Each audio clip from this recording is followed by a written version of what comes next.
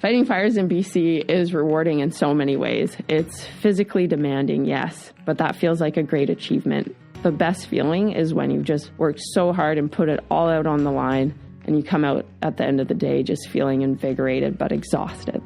That's my favorite day. You're doing things for the province and you're helping residents as well, so it feels really good. I'm Peter McCulley. That's Elora van Jarrett, currently leading a crew of firefighters in Keremeos battling wildfires.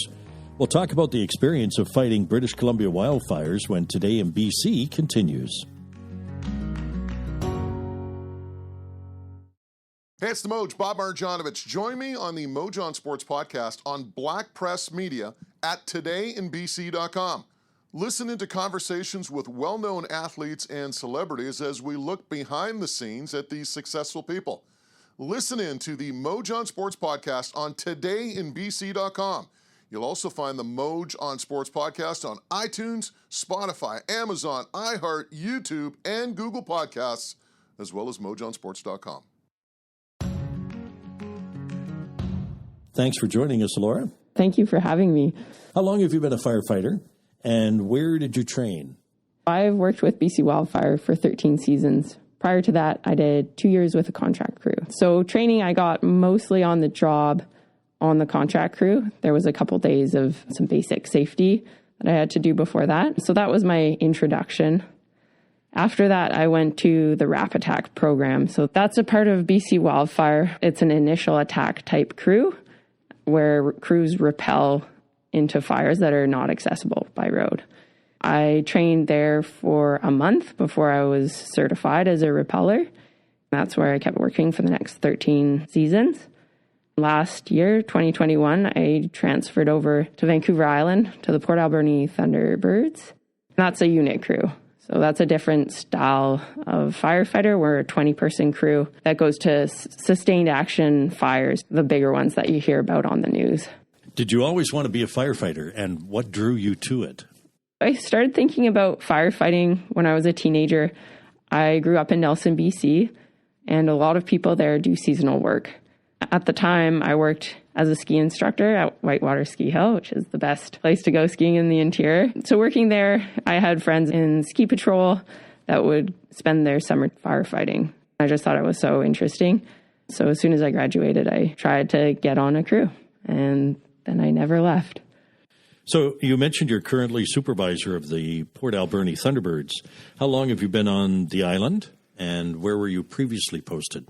This was my second year with the Port Alberni Thunderbirds. Before that, I was at the Rappel program in Salmon Arm. How many crews are stationed around the province for firefighting, and how many firefighters is that? There are 30 20-person unit crews, so the type of crew that I'm on right now. And there's roughly 140 initial attack crews, and those are 3-person crews. So altogether, there's around 1,200 firefighters for BC Wildfire. So in the peak of the summer when it's hot and it's not raining, how many fires would be burning at any one time in British Columbia? So the number varies tremendously. It really depends on the amount of lightning there is, because that is about 60% of the starts we have are lightning caused. So some summers you get a ton of lightning that start a lot of fires because there hasn't been a lot of rain associated with that lightning. But some summers, it just doesn't work out that way. Any given year can be so different. This year in BC, just shy of 40,000 hectares, or for those of us who have never converted, 75,000 football fields have burned so far in British Columbia as the result of fires. And you and your team are currently deployed in the Keremeos area. How large a fire have you been battling there? That one was just over 7,000. So a decent size for sure. It certainly had its challenges. A lot of the fire line was down in the community there, but by the time I got there, it had worked its way up onto the mountainside. And that's a lot of work, but it seems a lot more achievable and less stressful when you're not right up against people's homes. We're talking about firefighting teams. What's a shift look like, and how many people on a team? On my unit crew, there's 21 people. Sometimes they're 20-person crews, sometimes they're all the way up until 22, but we have 21. A typical day as a crew supervisor, I would start the morning briefing with people on the fire that are filling positions that are above me, that have a concept of what's going on, bigger picture. They'll give me a piece of land that they want my crew to work on and some ideas on how to take care of that fire in the area. Then I'll connect with my crew. We'll travel to that part of the fire, usually in our trucks, sometimes by helicopter. When we show up, I'll brief the crew. We deal with all of our safety standards that we need to meet. I'll spend a lot of the day trying to figure out how we're going to work that piece of line and spending my time communicating that to the crew leaders on my crew so that they can get people working on those different tasks. And every day changes. The first day you show up, you're just trying to figure out the land and what kind of tactics will work the best in that area. And as you settle in, you just grind away at the same type of work for a few days at a time. That'll be a 12 to 14 hour day usually. Then we'll wrap up, have a chat with the crew, see how the day went, review what went well and what we can improve on, and then head back to camp and do it all again. Crash and repeat. Exactly, yeah. Is there a support crew with you when you're out fighting fires 12, 14 hours a day? Is there a crew that keeps you fed and hydrated, or do you do that yourself? It depends. Sometimes when we go to a fire, we'll spike camp. If there's a fire up some back road somewhere and there's no facilities around, we might set up a camp a couple of kilometers away from the fire, even a kilometer away, and live out of our tents. A unit crew has 72 hours worth of food and cooking gear and all that good stuff. So we can take care of ourselves for the first few days. Beyond that, on a bigger incident like the Keremeos Creek fire that we were just at, they'll set up a large camp where hundreds of firefighters can stay. And there they'll have caterers, people that'll do your laundry overnight. You're still living out of your tent, but you can just show up and get fed at night, get fed in the morning and grab your bagged lunch and head to work. There's also wash trailers, which is awesome. And one thing that they introduced last year was a program called the Occupational Athlete. And they have athletic therapists come to camp. And in the evenings, they'll work with different people that are having pain or having some muscle issues. They'll work with them and try and help get them through those times and give them some relief. How do you assess the situation when you're approaching a fire? Take us through the steps.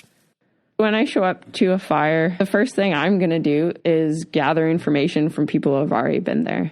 And if that hasn't happened, I'm going to gather in the information myself. We have these standard protocols that we follow, and we have about 1 million acronyms that we use to get through those protocols. One of them is our LACEs, and that stands out for lookouts, anchor points, communications, escape routes, and safety zones. Those are 5 points that we have to establish before we can dive into a fire. So do we have ourselves or somebody that's going to look out for us from afar? If this fire starts to blow up, are we going to be able to see it, or are we going to be too deep into the forest that we can't see something happening? Anchor points.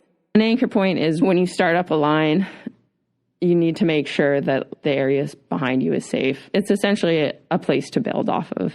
Communications. Are we able to get out on the radio to help? If we have a medical situation, are we going to be able to get a helicopter or a medic in there to get us out? Escape routes, again, back to the fire blowing up. If it starts to go, do we have a way to get off of that? Because BC has a lot of pretty extreme terrain, and there are some places where you're going to have a real hard time getting off the hill if you haven't checked it out first and made sure there's a good escape route. And then safety zones. Is there a place you can go that's going to be safe from the fire behavior that could be associated with the fuels on that fire that you're fighting? That's the very basics before you step in. Of course, there's all sorts of other things to consider, like whether that fire needs to be fought. A lot of those decisions are somewhat out of my sandbox. Sometimes there are fires that we don't fight at all. If they're up in the high country and there's other priorities elsewhere, we might just leave it. So it sounds like you have a pretty tight unit, a pretty tight team. What's the team culture, the crew culture? So the crew culture is something we work on a lot in the spring. When things are slow, we're doing a lot of training. And during that time, we're putting our minds and our hearts towards making a cohesive crew. The cohesive crew is a safe crew. If you're out on the line and you don't trust the people you work with, you're not going to have a productive and safe crew. We build ourselves a charter and we have a shared goal of what we want the crew to look like. We do a lot of fun and really challenging things to expand on that culture and get to know each other. You've been fighting fires for 13 years in BC. What's the biggest fire you've been a part of fighting? So in 2017, there was the Elephant Hill fire. That was around 200,000 hectares. My role on that fire was actually just to build helipads so that other crews could get access to those hard to access places. And also if there was a medical situation so that we could get those people back off the hill. That was the type of work I was doing there. I was on the front lines, but I wasn't around the residential area on that fire. There's a lot of stuff that you don't see when there's a fire coming close to town. There's a lot of work going on in the background, and that was our role there. Have you been involved in fires where homes were lost? My second year was the first time that I was involved in a fire where homes were lost. That was actually in Alberta. I don't know if you remember in 2011, there was the Slave Lake fire.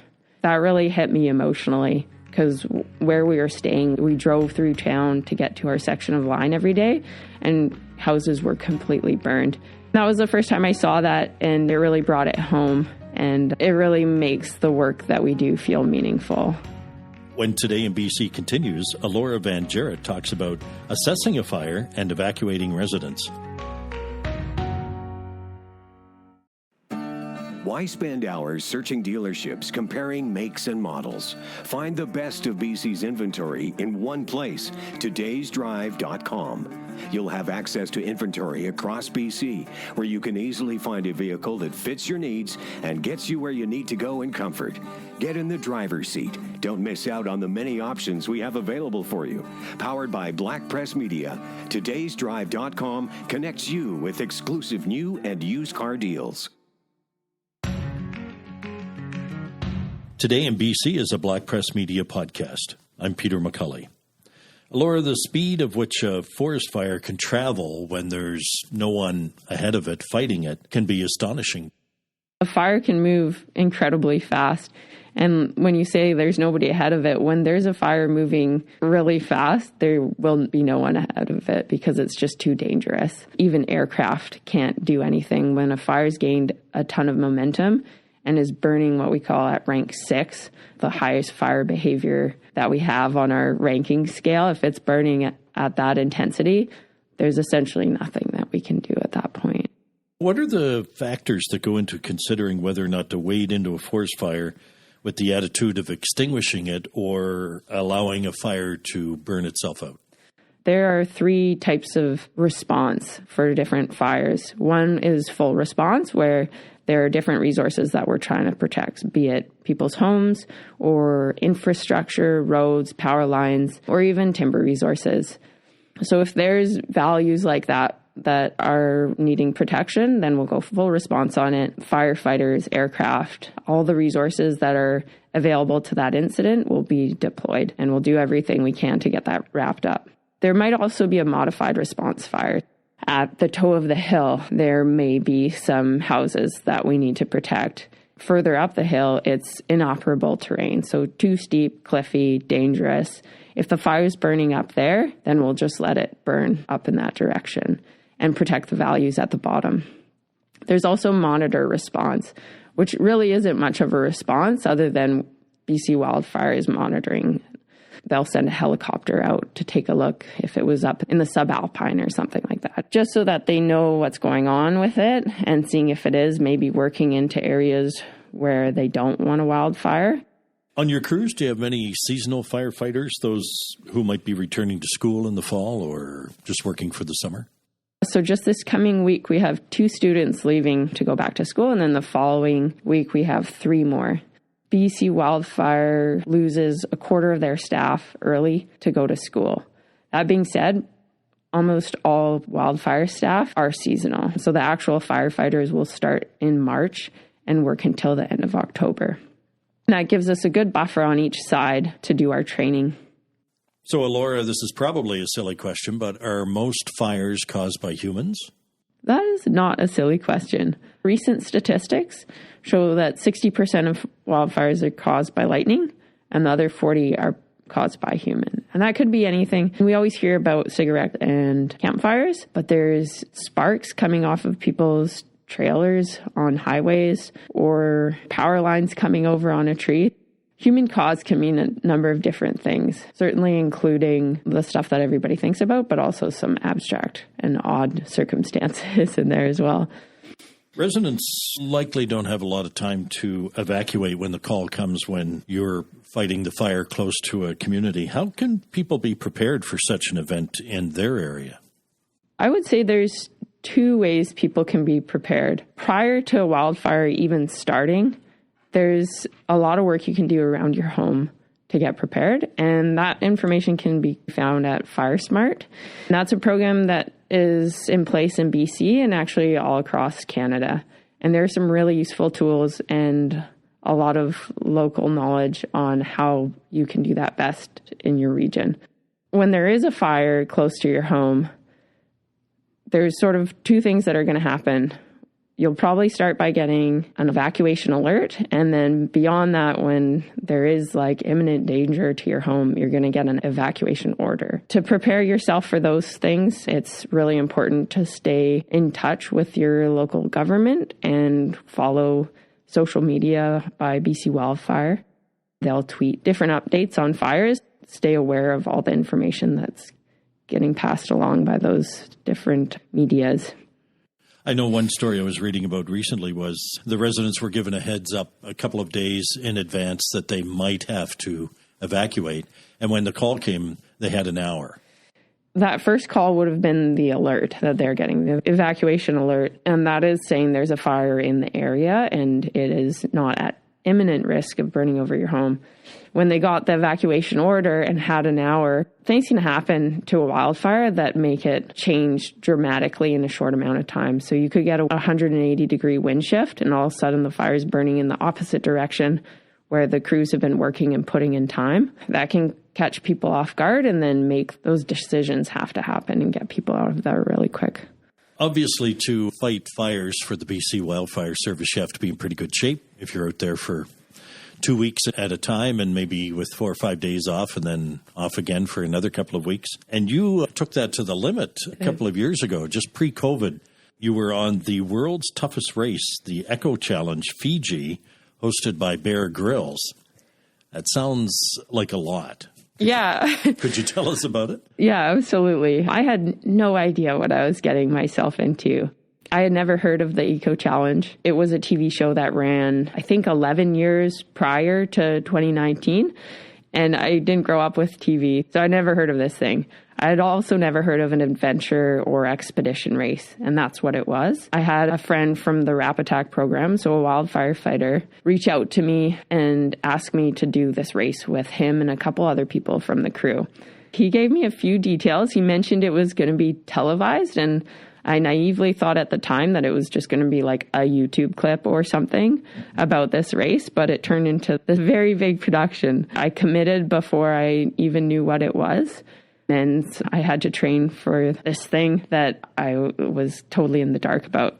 It was like 700 kilometers and 11 days. And I'm glad you have those numbers because that's something I did not pay attention to. It was a long time and I was very out of it most of the time. There was canoeing and paddleboarding and rafting and mountain biking and trekking, a lot of different sports all packed into one. I think people often see it, like you said, you see it as this physical challenge. And I think for me, it was, and for a lot of people, it's quite mental because you're only sleeping for a few hours every few days. And you are in such a strange state of mind with that lack of sleep. You don't even feel your body. I think if you're far less fit, but far better at not sleeping, you do really well in that race. Would you do it again? I would do it again. We did another race at the end of last season, actually. There was a similar but smaller expedition race in Penticton, and that was a 4.5-day race, and I did it with the same team, and it was a lot of fun. much colder than Fiji, but nice to be on home ground. Elora, what advice would you have for someone thinking about training to fight wildfires for the BC Wildfire Service? To start with the physical side of things, you do need to pass a fitness test to get into BC Wildfire, and it's not easy. It's a test that really gets your cardio going as well as your strength. So you can't just be a long distance runner. You also can't just be a weightlifter. You have to be some combination of those things. So that's the type of training I would recommend. Grab a pack and do hill sprints with a pack on. Beyond that, it's important to have your first aid training, specifically your occupational first aid, at least your level 1. Even better would be your level 3 training. You need to get your online application in usually sometime in January, and then there'll be a selection process.